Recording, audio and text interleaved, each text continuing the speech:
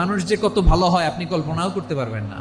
মানুষকে নার্চারিং করলে, মানুষকে পলিশ করলে, মানুষকে গ্রুমিং করলে, মানুষকে সঠিক তারবিয়া দিলে মানুষ অনন্য হয়ে ওঠে। প্রতিটি মানুষ অনন্য। মানুষকে আল্লাহ তাআলা দিয়েছেন অসীম ক্ষমতা। মানুষ যা কল্পনা করতে পারে মানুষ তা করে দেখাতে পারে। মানুষের কাছে অসাধ্য কিছু নাই মৃত্যু ছাড়া, অ্যাকসেপ্ট ডেথ। তোমার জন্ম হয়েছে জিতার জন্য, বিজয়ের জন্য তোমার জন্ম। মানুষের শুরুটাই হয় বিজয় দিয়ে। ওই 20 কোটি শুক্রাণুর প্রতিযোগিতায় সবাইরে পেছনে ফেলে সেদিন আমি সফল হয়েছিলাম, সেদিন আমি বিজয়ী হয়েছিলাম। সেদিন আমি এত ছোট ছিলাম মাইক্রোস্কোপ দিয়েও আমার অস্তিত্ব টের পাওয়া যায় না।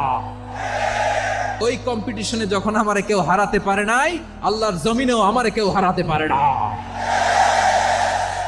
হারার জন্য তোমার জন্মই হয় নাই, তুমি আসছোই জিতার জন্য।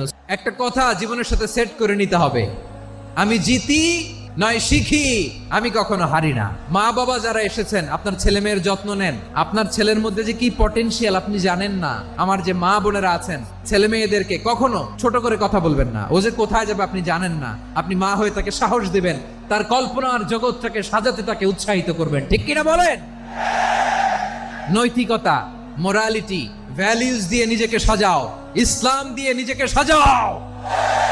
কারণ আগামীর বাংলাদেশ ইসলামের বাংলাদেশ। তাহলে মানুষের চেয়ে সেরা কেউ হতে পারে? মানুষের চেয়ে অনন্য কেউ হতে পারে? মানুষকে কেউ হারাতে পারে? আমি তুমি অনন্য, আমাকে তোমাকে হারায়া দেওয়া এত সহজ না। ঠিক কিনা?